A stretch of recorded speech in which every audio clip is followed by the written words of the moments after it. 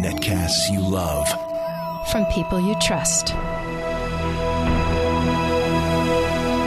This is Twit. Bandwidth for Windows Weekly is provided by Cachefly at CACHEFLY.com. This is Windows Weekly with Paul Thurrott, episode 19 for March 30th, 2007, Bestseller.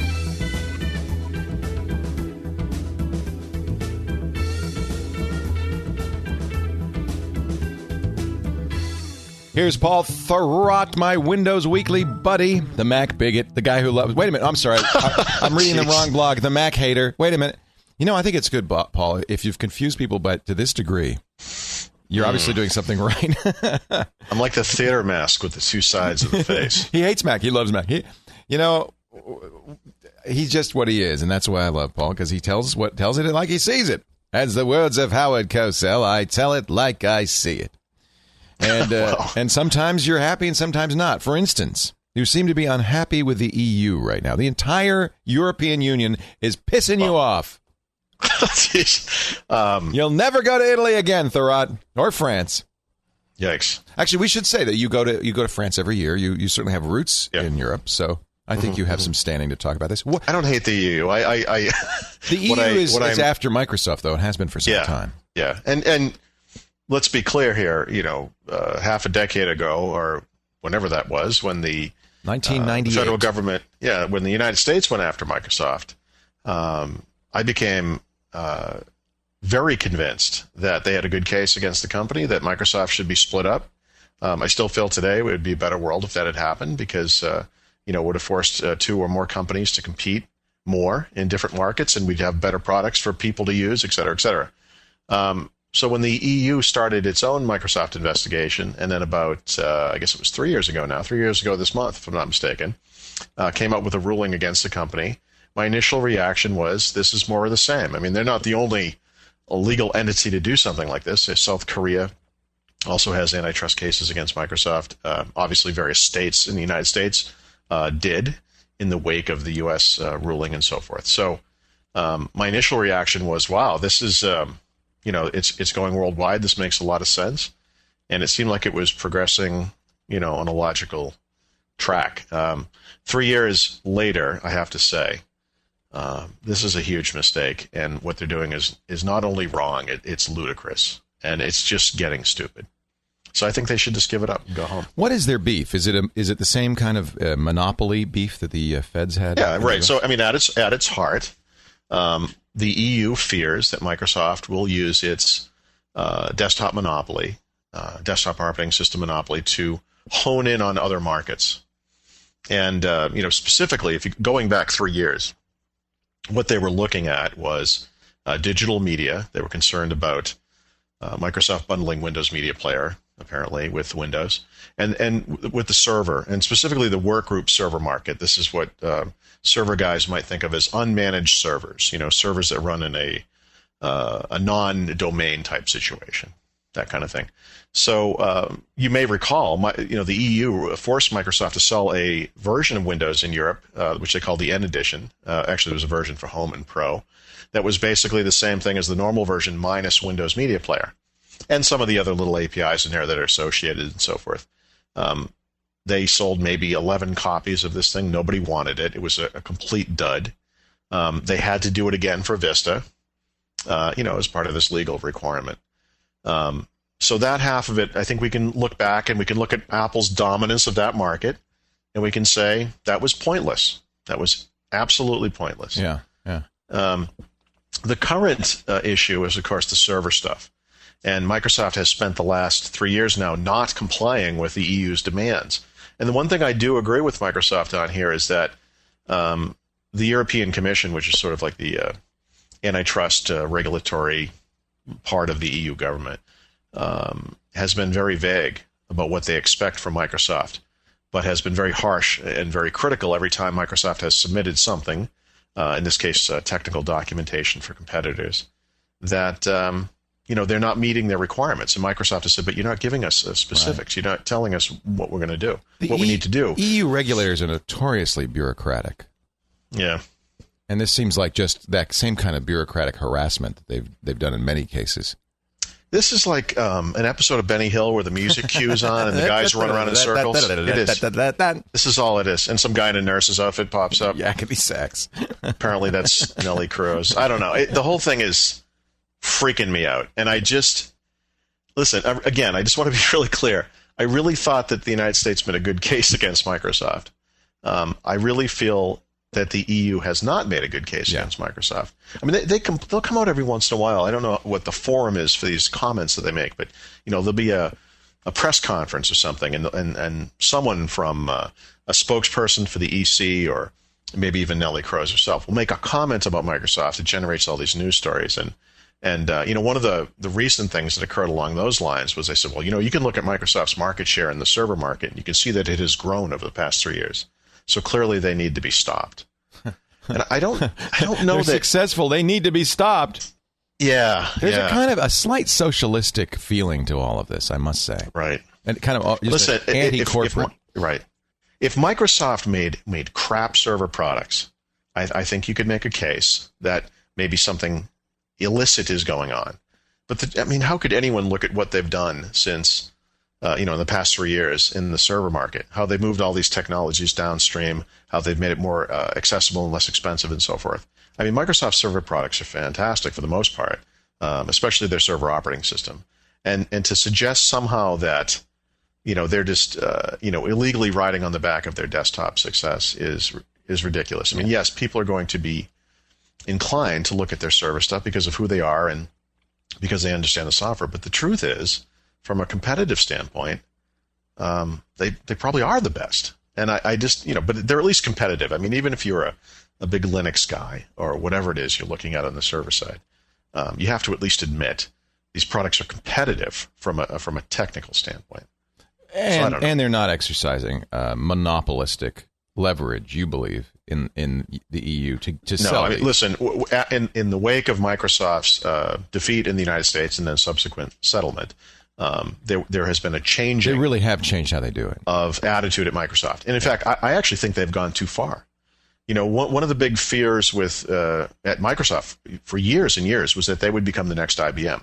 Right. They were never going to become the next IBM. They were never going to be that, scared of doing anything. And, and they've actually kind of become like that, haven't they? I mean, the success of the U.S. case in some ways was to make Microsoft less... Pretty gun shy. Gun shy, and to make, and certainly there are competitors now where people look at Microsoft in various markets and say, you know what, we're not afraid of competing anymore because them entering this market doesn't necessarily mean they're going to succeed anymore. Google is kicking their butt on the internet. Apple is killing them obviously in digital media. You can look at all kinds of different things. I mean, they're making inroads in cell phones. They're making inroads in the server, of course. And arguably, the server market is like the new third big market for Microsoft. I mean, but that's a natural extension of what they're doing. Right. I don't know. I'm sorry. I just don't see it. And the more they talk about it, the more they complain, the more they threaten Microsoft with future, fines and, yada, yada, yada, yada. The more I think, you know what, this has gone too far. It's too much. Enough. I just disagree. Stop the U. Ooh. Or ooh. There's no me in EU, is what I'm saying. There's no me in EU. Or something. Now, closer to home in the U.S., the Vista sales have been very good, according to Microsoft. They're saying they outpaced sales of XP in the same time frame. Right. I mean, XP when it first came out. I mean, not now, obviously. I think right. Actually, exceed XP now. Right. Well, mostly because they don't offer it anymore. Right. It would be interesting to see what would happen if you could walk into a store and pick between the two. Yeah, that'd be interesting, wouldn't it? Because it's pretty hard. You go to Dell, it's hard. You'd be hard pressed to make them put XP on a machine. Yeah, you really have to try hard to make that happen. So there are a lot of issues with this. Microsoft came up with this, this statement. They said 20 million in the first 30 days, which is great. But there have been some people looking at this and saying that, when you really take this within context, maybe it isn't all that great. So some of the issues are, I don't remember the exact figures, but I want to say last year, PC makers sold somewhere between 235 and 240 million computers. IDC, I believe, expects PC sales this year to be about 253 million. So if you do the math, That's about 20 million PCs in a month. So, and each of them running Vista. Right. Yeah. So, you might say, well, of course, they sold 20 million. That's not hard. That's exactly how many they sold. That's how much you should have sold. So maybe this isn't so fantastic. The other thing is, they compared it to sales of XP. And in 2001, when Windows XP came out, the PC market was much smaller. And I don't remember that number off the top of my head, but it was smaller by an order of magnitude. I mean, like 100 million fewer computers were sold that year, something like that. Yeah. Dramatically smaller. So it shouldn't be surprising that it took XP 2 months to sell 20 million, or not even 20 million. I believe they sold 17 million copies of XP in the first 2 months, double the time. The other thing is, you have to look at the way, what does Microsoft count as a sale? I mean, this is not a sale as a human being would normally think of it as a sale being someone walks away with a box or someone actually, hands someone money and receives the product. Microsoft considers sales as Windows licenses that are sold to PC makers, which means they didn't necessarily go out the door to customers. Although, again, typically PC makers order what they need and arguably had purchased licenses in advance and so forth too. So it's also copies of retail products, the actual boxes. And we know that very few people actually buy those products in stores. Most people, get Windows with a PC, but one might expect the first month that's going to be the big month for doing that, right? People who are excited about Windows Vista will do that. And then the third category is upgrades ordered through the Vista Express Upgrade Program. And Microsoft specified that was between January 30 and February 28th. So they weren't backstacking it. It wasn't so that's upgrades. That's people who bought a new PC with XP on it but got a coupon for an upgrade. Yeah. And so that's, I keep forgetting to send my coupon in. Of course, I have a copy of Vista, and I'm running it on that machine. But I suppose I should just to get the disc, and all that. Yeah, exactly. Yeah. So those do expire. If you got one, you should look at what the expiration date is. I think it's different depending on the manufacturer. So I guess the way I look at this is ultimately, first of all, February is not normally a huge month for PC sales. So Right. I'd make an argument that, even though it's 20 million on average, they probably sell 50 million in December or something. So February is probably one of those months where, PC sales are actually much lower. So 20 million is still pretty good. I do agree with people who have criticized this number by saying it's not as high as people, as Microsoft has said it is. It's not as much better than XP as they're saying it is and so forth. And I think there's an argument to be made there. But what is the argument? I mean, it's high. It's higher than XP. Yeah. But the market's bigger, so it should be. Right. And you don't but have any choice, I guess. So that's, no, but remember, so 250 million computers are going to be sold this year. They're all going to be running Windows Vista. So it's going to be a lot, no matter what. It can't lose. So you can sort of nitpick about this all you want, but the truth is, by this time, by the end of the year, there'll be 220, 230, 240 million people running Windows Vista. Now, there just will be. Here's the question. Will they be happy people running Vista? Exactly. I hope not, because that would really make my job pointless. Oh, really? You only succeed if people hate Windows. There's going to be some email here now. We're going to. No, wait a minute. No, that's not what I meant. What I meant was, if Microsoft does too good of a job, people like me, not all of us. I mean, all of us will have a hard time. People. Yes. If Microsoft did everything right, there would be no need for me to help people. There's no fear of that, by the way. I'm not particularly. And it has nothing to do with Microsoft. It's, I guess really what you would say is if a computer is ever as easy to use as your toaster, we're out of business. Guess what? It won't be, ever. No matter who's making the software, the operating system. Even my toaster isn't that good. So actually, I have. But there are no toaster podcasts. Well, maybe there are. They might be. Sites all about more popular than this one. How to hack your toaster, how to get more out of your toaster, how to run Linux on your toaster. No, I don't see that anymore. I bet you could run Linux on a toaster. Nowadays, you probably could. I tell you, everything I get now comes with a Linux GPL on it. My TV set. Really? A lot of my appliances have Linux running them. What did I just get? That's excellent, because I just saw an article that was talking about how Linux is the de facto operating system for a lot of embedded devices set-top boxes and so forth. And that's neat. I mean, and if you're into hacking things, I mean, that opens up a whole new category of usability. Yeah. I think it might have been my Sony eBook reader. I think it's running Linux. Really? It's just amazing. How do you like that thing, by the way? I'll give you a mini review. Please do. I bought it because I found myself carrying gigantic volumes to Canada. I travel a lot, and I read. Sometimes I'm reading big, thick science. I was reading a science fiction book that was huge, and I thought, why am I doing this? So I looked to see if the books I wanted were on. You have to buy it from Sony's stores. That's one drawback. The Sony, they're not easy to find. Sony Connect.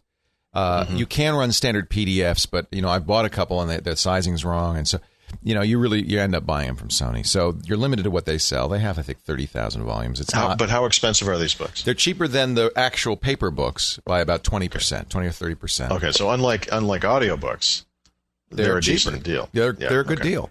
Audiobooks are the thing is thin. It's very thin, lightweight. It's about the size of a paperback. I bought a leather cover, so it kind of almost even feels like a paperback when you're opening it, but it's much thinner. Did you put one of those trash bag covers on it like you were going to school, so you could nobody know really what it pretend. is? Yeah. Like the Fonz was reading the math book. That's it. That's what I need. Yeah, I'm really reading Mad Magazine, and then I bought. It's passive. It's not backlit, and that saves battery. Yeah, and life. that's why I'm a little nervous about it. But it's very good. How's the quality? It's very good. The contrast could be higher. I would love it to see black on paper white. It's not quite that. The way it works is interesting. They just charge the pixels on the screen to flip them either to black or to white, and it requires no additional electricity once they're flipped. So the only electricity used is when a page is turned. But it's like a book. You have to have lighting, right? Yeah, but I bought a little clip-on light for like the airplane or in bed. Oh no, I don't mean like that's a problem. It's just like a book. The one thing I heard that really made me pause was that when you flip pages, it's slow. It is, and it's kind of jarring. It does a little blickety black thing. Also, the controls aren't as it doesn't feel like you're turning the page on a book. You have to kind of push a button, which I don't like. But those are, I think, relatively minor. I'm actually surprised. I was able to get a ton of books on there. It's only 100 megabytes. You could put an SD card or a memory stick in there and add to that. But with 100 megabytes, I mean, you can put 100 volumes on there. These books, text is not big. So, where do you get these books from? You have to get it from the Sony Connect store. And that's like their online service. Yeah, and that's the biggest negative. Is you can only get what they. As I said, it supports PDF, but I bought some science fiction PDF. One of Steve Gibson's favorite authors sells his PDFs online, unprotected. The font is too small, and so I have to somehow figure out how to regenerate this PDF with a larger font. I will figure it out, or I'll contact the author and say, "Can you do that?" Sure. But in many ways, I think this. I'll tell you, I got. And I've been reading it every night. I've been reading on it, and it's fine. I'm getting used to it. So I think there's a lot to be said for it. Whether it'll be developed, I don't know. In any event, it's running Linux, ironically, which makes sense. I mean, you don't need much to get that thing going. Hey, speaking of running operating systems, Apple's Boot Camp. Why are you laughing at me? You like my segues? I like the way you move along. Hey, waste not, want not. You got like 43 subjects you want to cover in here. We only have enough tape for 4 days of taping. I would just, if it was just me, I would just sort of drift off over time. And we'd eventually be talking about photo albums and what I watched on TV last night. That's what I'm here for, dude. I'm here for you. Okay. So Boot Camp, you want to talk a little bit about that? I do. That's the Apple technology that comes. It's free in beta that allows you to run Windows or any PC operating system on a Mac as a dual boot system, and will be built into the next version of the operating system, Leopard, which will come out sometime this year. I don't want to go too nuts on this because people get a little freaky when I talk about Apple, but I think there's a... You're talking about Windows. Yes, you're just talking about a way to run Windows on hardware from Apple. Well, look, increasingly, Apple's like Dell. It's just another vendor. Yeah. Well, but they make really nice-looking machines. So if you've ever looked across the aisle and said, wow, I'd really like to run one of those things, but I need the stuff that's on Windows, this is one way to do it. And I have run Boot Camp on I have a MacBook. I've run it in the past. I'm currently using Parallels, which is a virtualization environment. So I was really excited to see that they released a new version of Boot Camp that supports Vista, because that's what I really want, is Vista running on this machine. And I have to be honest, I didn't expect them to release a beta for this for current Mac users. I thought the Vista support would come in Leopard, the next version of Mac OS 10. So I was really excited yesterday. I took my MacBook in the den and we were watching a movie last night. So while the movie was going, I was going to get this thing set up, but I never did get it set up. I had to repair the disk, and I only have one disk in a laptop, so that means you have to boot off the the disk that came with the machine and so forth, and you repair the disk. And then after all this was said and done, I think basically what had happened was the disk had become too fragmented and it couldn't move stuff from the end of the disk to the front. And Apple's recommendation was literally back up and reinstall the OS and undo it. Yeah, in fact, I had to do that myself. So I haven't done it. I haven't done it yet. It's not ideal, but I tell you what, Parallels works so well that I don't really use Boot Camp anymore. Yeah. Well, it does. I mean, I could almost, the idea of bringing one laptop for someone like me who often travels with more than one is neat. And that's exactly what I do. I run, in fact, frequently I'm running Windows at the same time as running OS 10. I have less of a need to be in OS 10, obviously. So Boot Camp would make sense for you. Boot Camp makes sense for me. I would be in Windows a lot more than OS 10. But, and Parallels is not.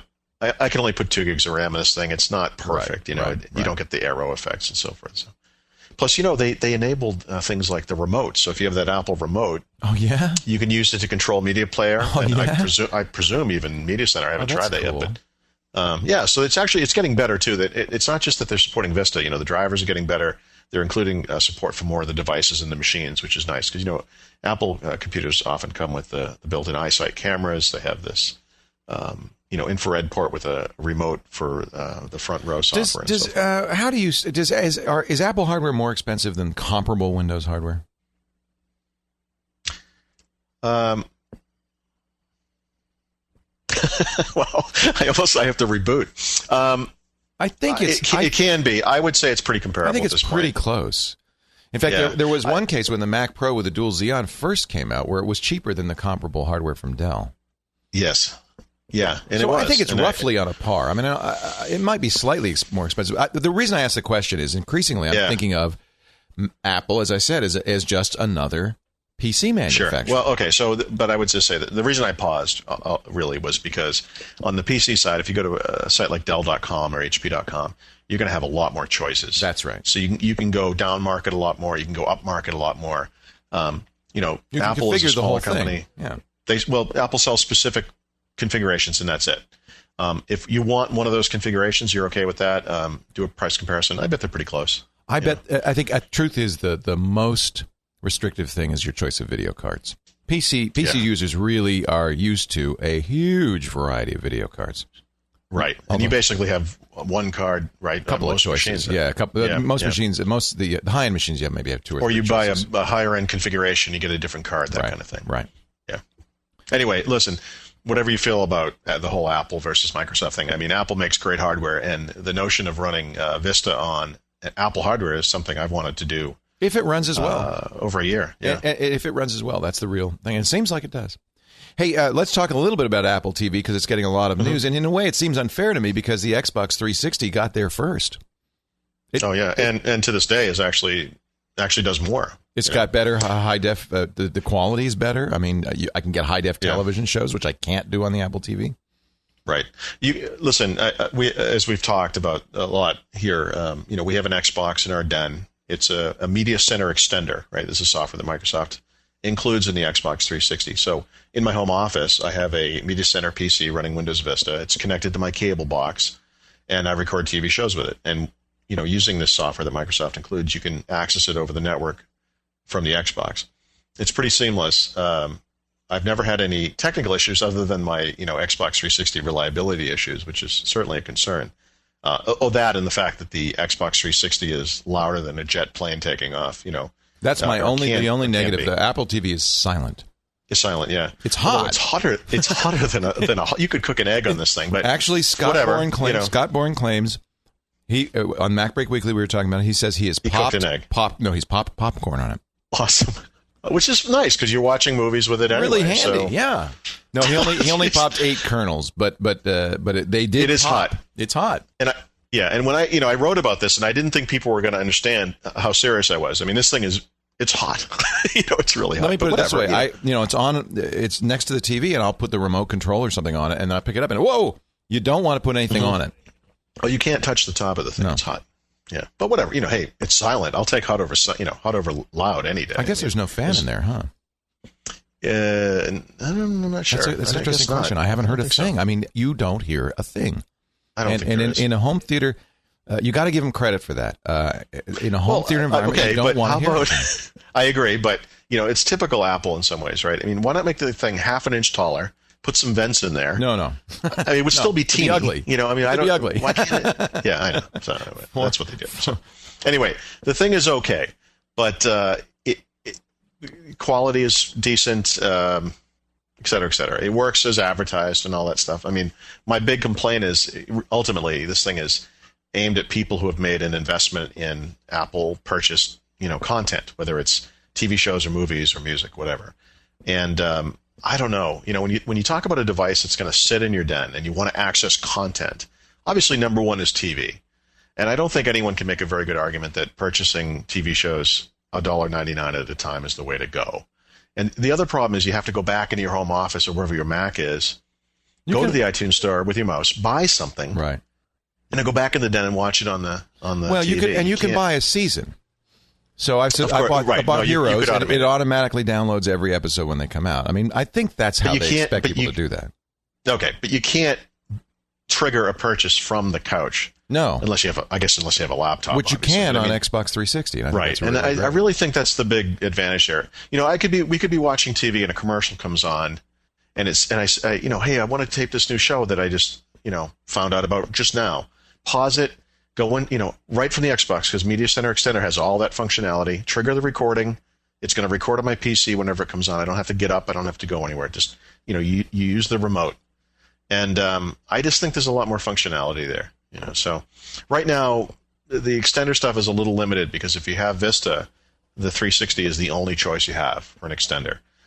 They were supposed to announce in January TVs and DVD players that are going to have this functionality built in, and they didn't, and I don't know why, but presumably sometime this year there'll be other devices. And you may remember in the Windows XP lifespan, there were various extender devices that were pizza boxes, and they were silent and so forth. They don't work with Vista. If you're still running XP, Media Center Edition, they work fine. That's frustrating. You can't upgrade those appliance-like MCEs? No. That's kind of and they were a little more limited. I mean, one of the nice things about the Xbox version of this, the Xbox 360 version, is it has all the effects. So if you're sitting there with the Xbox 360 and you're using the remote, Media Center on your screen looks exactly like it would if you were in front of the PC. So the other thing is, and I think this is important too, is you have sort of a choice of various online services where you can buy and rent things. You have to buy stuff from Apple. I don't know that I'm going to watch a TV show and never want to watch it again, Right. That's true of a lot of movies as well. And I can go to Movie Link via the extender in the 360 from my den. I can rent movies or buy them and watch them right away as they're downloading on the 360. And that's a wonderful service. And yes. That's something Apple needs. Yeah, I was surprised that they didn't. On the other hand, the 360 doesn't have built-in Wi-Fi, and the Apple TV does, and that's very convenient. I mean, it's really easy to set up. And I will, by the way, and I'll say this: having done a lot of this extender type stuff over the years, wireless to me was never the way to go. So my Xbox is actually wired. The Wi-Fi works really well. That's exactly what I was going to say. It's not wired. And it actually, it's funny because I have it synchronized with my Windows PC, but I have a Mac, a MacBook that's also wireless. That actually has all the stuff I have purchased. So if I bought any movie, I've only bought a few movies, but I have a few movies. I have some TV shows. You can also stream them. Yes. Right, from other Macs or PCs. So wireless to wireless actually works really good. It works really good. So interesting. Ba-bum, ba-bum, ba-bum. It's the bullfight theme. I'm just thinking the bullfights, Xbox 360 versus Apple TV. It's kind of a little, I don't know. Hey, I realize now while you were talking about Boot Camp, Apple has released the Vista version of Boot Camp. Now I get it. Yeah. I'm not just talking about. We may not have made that clear. I try to needle an Apple thing in every episode just because I know it gets people going. It really does. Hey, Xbox 360 Elite. Talk about getting going. I mean, I just bought my Xbox 360. I guess it's time to update the thing already. What do we know about the Elite? It's black. Okay. It's a white. That's Elite. So it's cool. It's cool looking. Yeah. Bigger hard drive? It has a bigger hard drive, 120 gigs. Ooh, that's nice. You can also, if you have an existing Xbox or a different kind of Xbox, or Xbox 360, you can purchase the 120 gig hard drive separately. Oh, hallelujah! So I can upgrade it. Oh, good. Yeah. Well, upgrade. That's an interesting thing. How do you upgrade? Because I have downloaded a large number of arcade games onto my existing hard drive. So how am I going to get those off of there and onto the new hard drive? You're asking me? Well, rhetorically, because okay. I realize there's no good answer. I don't know either, so I'm going to look into this. But I think there are devices that you could plug these things into that will let you do this. But that's an issue. And also, and one thing Microsoft does that I don't like, because I do have multiple Xboxes, and this would be handy for me, is you can only have your account on one of these devices at a time. Oh, so you'd have to remove your account. Yeah, so that's it. It's actually does that mean horrible you can only log in on one at a time, or you can't even? No, you have can it literally on only have it. You can only have it on one at a time. I don't like that. No, because I'd like to be able to go from machine to machine. Yeah, you want an Elite in the living room, a 360 in the bedroom, an Xbox downstairs. You've got it everywhere. Maybe one at the foot of the bed. For wintertime when it's cold out. Don't want to get out of bed. Feet. Yeah, warm your feet. I like that. You want a little whiner in the bed? You just put it in there.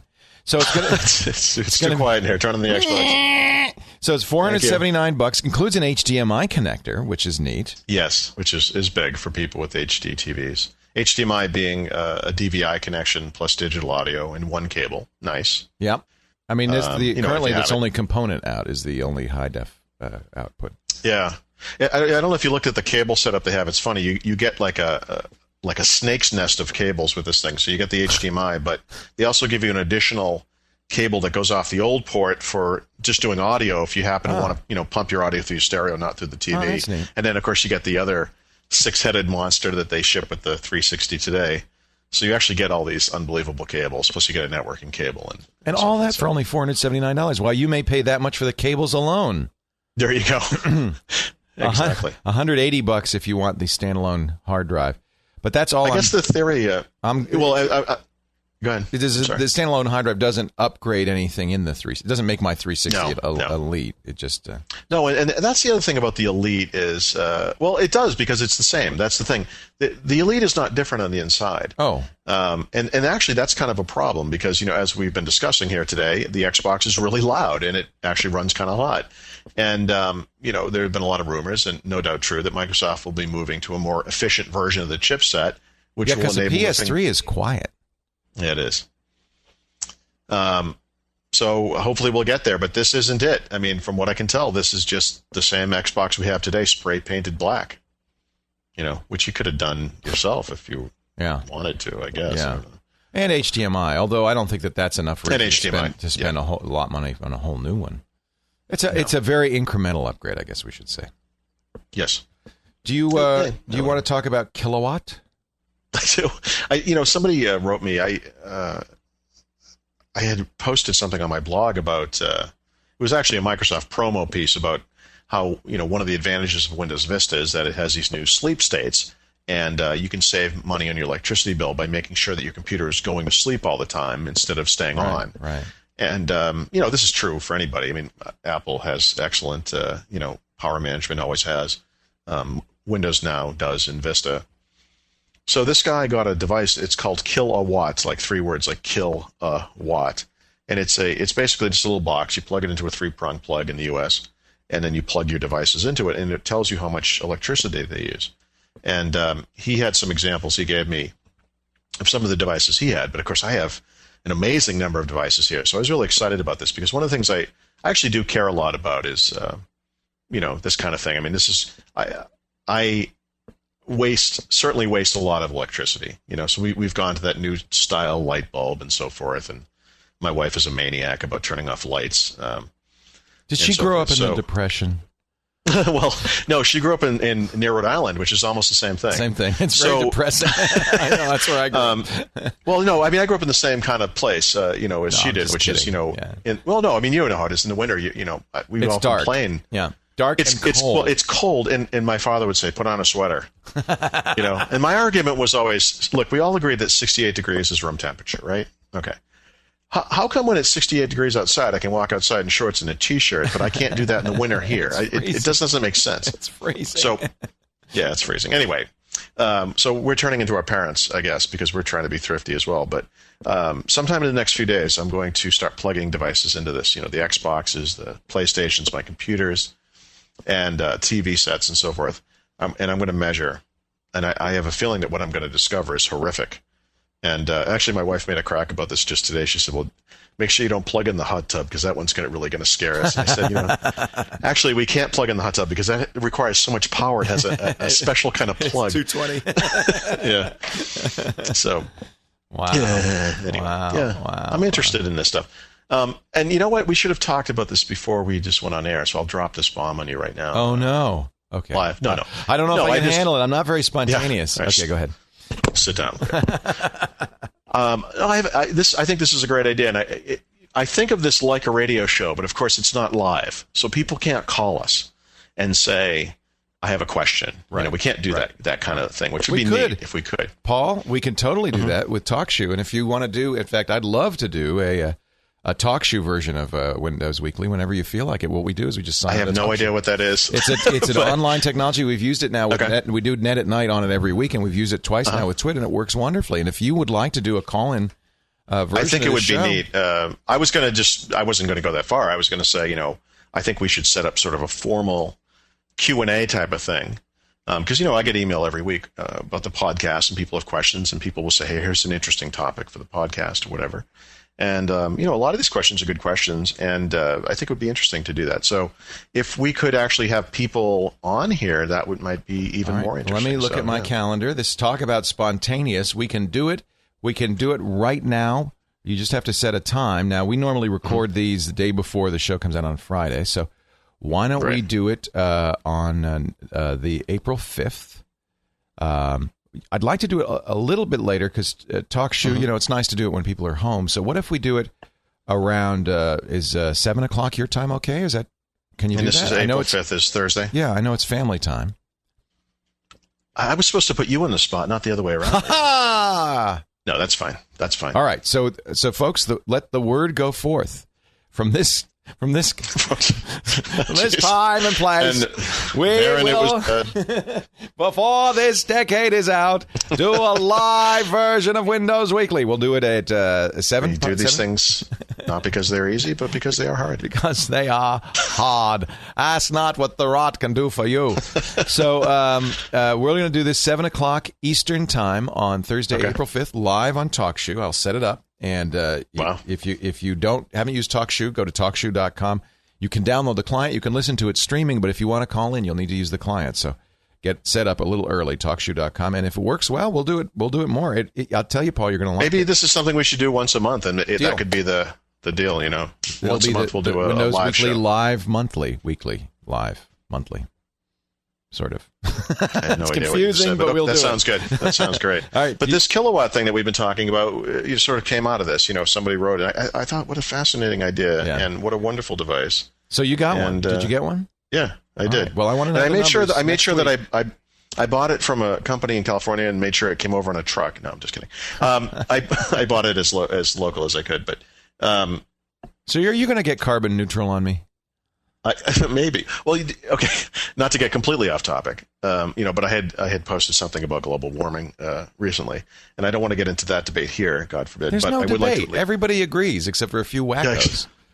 Okay. There's no debate. Well, okay. Anyway, what I was going to say was, regardless of your feelings about global warming, I actually feel very strongly that we should do everything that global warming adherents want us to do, because it just makes sense for the environment. Regardless. So, the environment, yeah.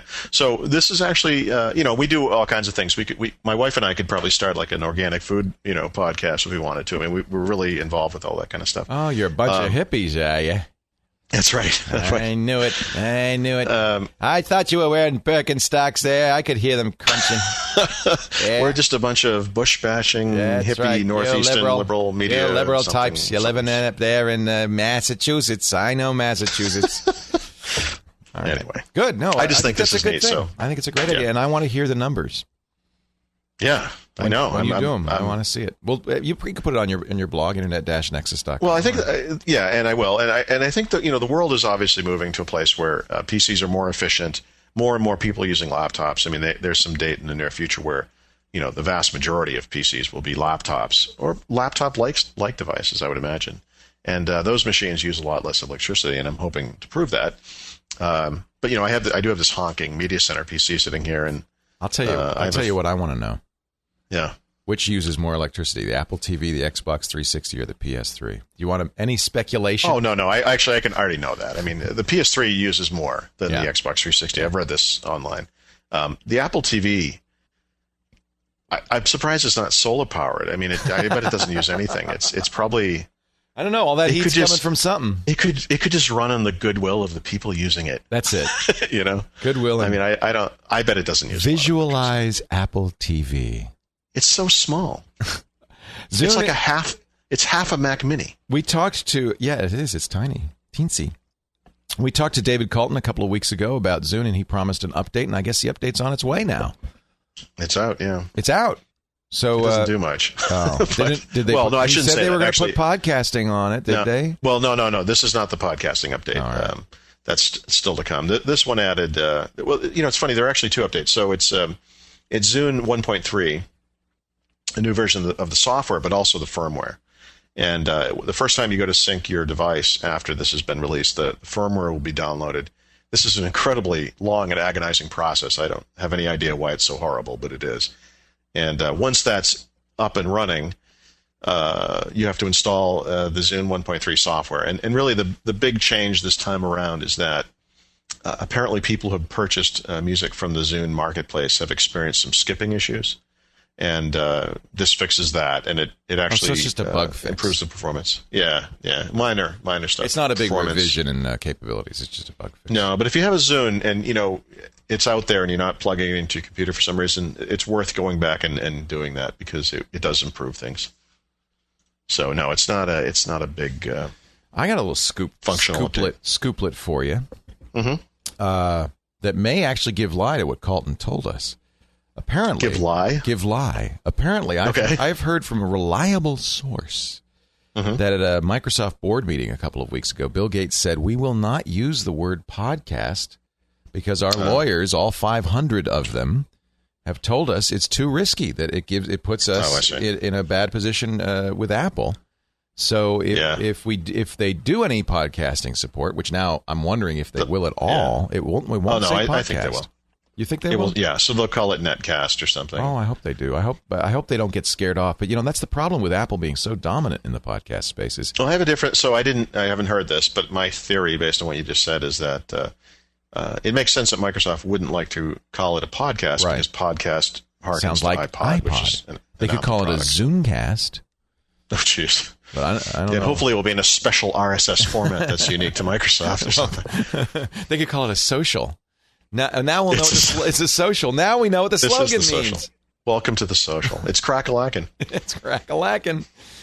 Dell, I was really surprised. I was at the airport the other day flying, I think it was in Vancouver, I'm thinking.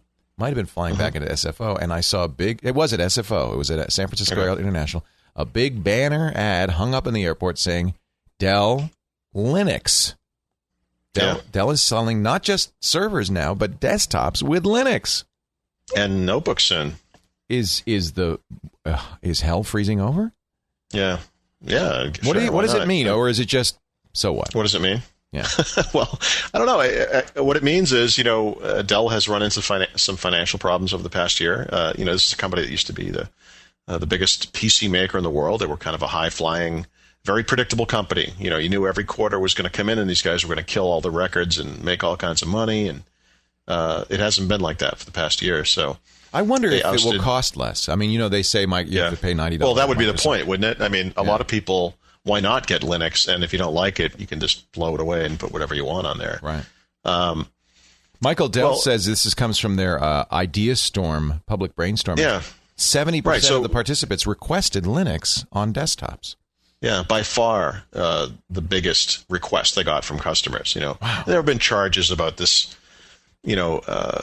people running up there to, from the Linux community and stuffing the ballot, so to speak, but whatever. I mean, listen, a lot of people asked for it. Now they're going to do it. And I think that's healthy for Dell, just to respond to customers in that fashion. I don't think that, Linux PCs and notebooks are necessarily going to provide the financial boost that Dell is looking for, but I think it's great that someone as high profile as Dell is going to do this. Now, there are questions. We don't know yet which distributions they're going to sell, and they said in the coming weeks they will provide more information about the specific distributions. It's got to be SUSE. I would imagine it's either Red Hat or SUSE. I mean, I think those are the only. Well, or both, and maybe right, even Ubuntu. choose. I mean, Right.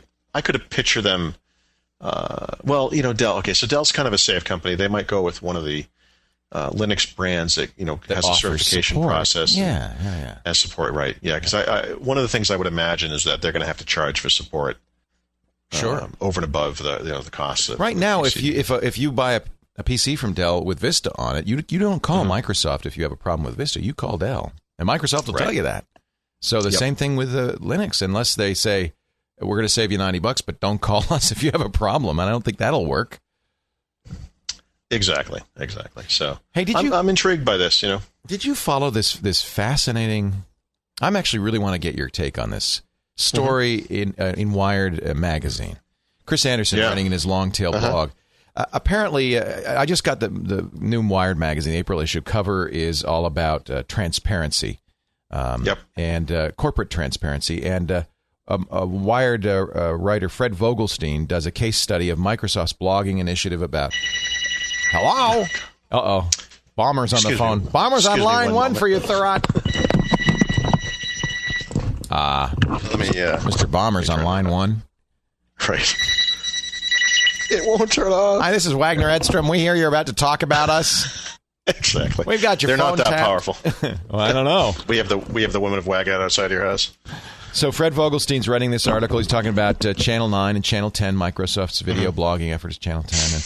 And apparently, they sent him a lot of material, Wagner Edstrom, Microsoft's PR firm, including a 6,000-word executive briefing memo from WagEd telling the executives how to deal with the reporter, saying things like, now, he's digging for tension where it does not exist. We have to be hardcore on this point and communicate in no uncertain terms the level of executive command and so forth and so on. And what was interesting, I thought, in the memo was how they cultivated Wired into writing the piece in the first place. And, there's a lot Chris is writing in here, and I think there's a certain amount of indignation. But frankly, anybody who's dealt with WagEd or any PR firm knows that these briefings are written every single time you do a story, right? I mean, did you read this? I did. For a couple of things. As you just implied, it shouldn't surprise anybody It's a that standard a company operating as big as Microsoft has. Wagner Edstrom is not their only PR firm. They're one of many PR firms. They're the biggest one. But, big surprise that a PR firm would actually be involved with PR. I also have to give credit. I think it was Frank Shaw from Wagner Edstrom who did a blog posting in response to this and talked about transparency and so forth. Transparency is something I'm personally I feel very strongly about it. It's one of the reasons I blog, and if you want to know anything about me, I'm out there. It's transparent. Right. I feel very strongly that you need to know who you're dealing with. Right. There's that. Now, I have a lot of experience with this kind of thing because the one thing this article didn't give me, which is what I thought it was going to provide, was I thought this guy actually gained access to his dossier, his internal, his records. Now, this is something I've always wanted to see. Because they must do that, right? Oh, I don't just know they must. I've seen it. Ballmer was famous. In fact, Dvorak always talks about this. He saw it on a chalkboard. Ballmer was famous for having in his office a chalkboard of Microsoft enemies and friends. Right. And, which journalists are on which list, I see. But of course they're going to keep track of that. Yeah. Well, so I, as someone who deals with Microsoft on a regular basis, I have meetings on the phone. We do live meeting now as a big thing.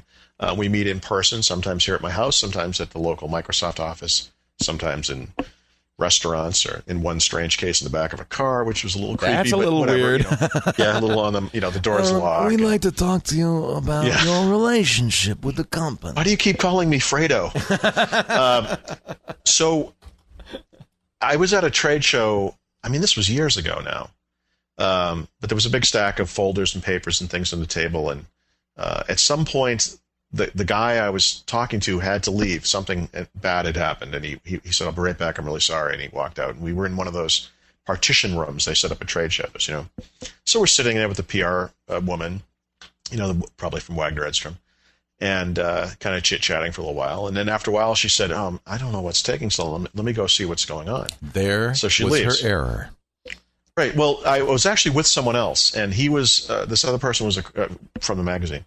He was across from me a bit and looking down at this stack of papers, and he looks at me and he goes, "Dude, this is about you."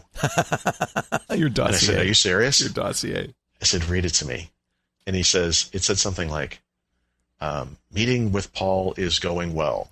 Paul seems, positive about product and its opportunities in the market." I mean, it was like this really bizarre, so I said, flip down a few pages, So they actually had notes from previous meetings with me in there. Sure. Yeah. So I only got a little glimpse, but ever since then, I've always wanted, This is why, by the way, I do not take vendor meetings. I do not talk to PR people. Yeah. I see them writing those notes when I'm in a meeting like that. They're saying, sure. That's their job. Well, I will say this. I mean, the one thing that this is a whole. Maybe we should have a podcast about the stories from PR meetings because there's some funny stories. But I approach these things a lot different than I used to. I used to be. I'm a lot more irreverent now than I used to be. So I'll walk into a meeting like this with some Microsoft VP, and I'll say, "You're probably wondering why I brought you all here today." Or he'll ask me a question, and I'll say, like Dave Thompson did this one time. A guy used to run Exchange. He said, he goes, "Paul, let me ask you a question. What do you think about this?" I said, "Whoa. Apparently, you don't understand how this works. I ask the questions, and you answer the questions. We are asking the questions here, not you." So anyway, I love it. No, that wasn't as controversial as I was hoping it would be. So I don't know. No, it was exactly what you'd expect, and everybody who's in the tech media knows that they do this. In tech media, in every media market in the world. That's what PR is. That's what they do. PR is about positioning a product, an announcement, an event, whatever it is, in the best possible light for the company that you're talking to. And that's what their job is. People don't understand frequently why I really don't like to talk to PR people. And it's because I don't like to be spun. I like to kind of form my own opinion.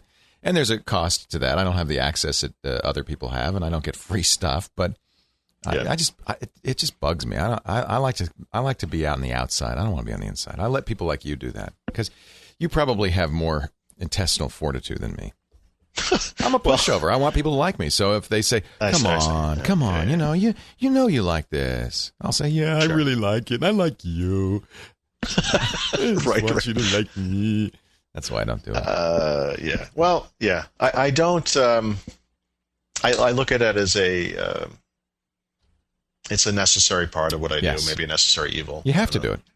Yeah. And every journalist deals with this. Imagine if you're covering Washington, D.C., and you're in the Beltway, and you socialize with these people, you see them all the time, and they control access. They control your career in many ways. If you don't play ball, you're not going to get the interviews. You don't get the interviews, you don't get the airtime. You don't get the airtime, you don't have a job. So it's very difficult. A natural. It's funny because I met Dave Carlton in this way.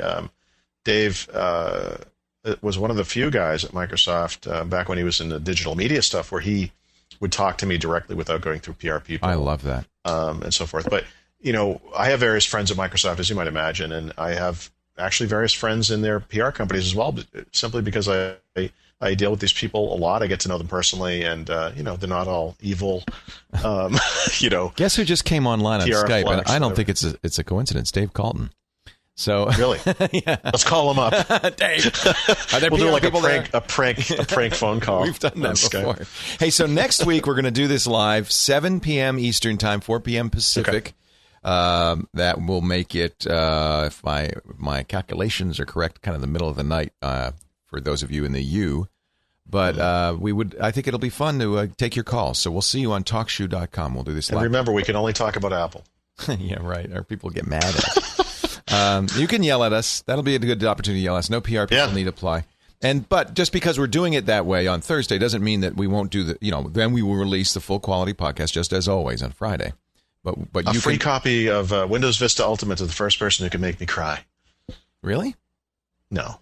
God, no. I don't cry. You don't cry? No. Well, that's why you could do that. The only thing it'd be kind of sad to see all these people trying to make you cry. Yeah, well, just go to my blog. That's what happens. Do go to his blog, internet-nexus.com. And, of course, Paul runs the excellent super site for Windows at winsupersite.com. He's also the news editor for Windows IT Pro and joins us every week to talk about Windows subjects. And I just really enjoy this, I have to say. It's a lot of fun. And next time live, in front of a live audience. So, again, just understand that what we're really doing is we're letting you listen in and participate in our live taping, as we always do on the day before. It's like a bootleg live recording of your favorite band. It kind of is. Band. And so sometimes people say, but the talk show quality is so bad. Don't worry. If you don't like it, don't listen to it. Listen to the podcast just as always. This is just a way that you could participate if you choose.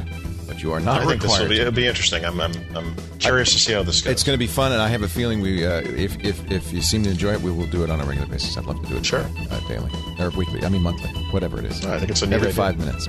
Thank you, Paul Thurrott. Thank you. And we'll see you next time on Windows Weekly.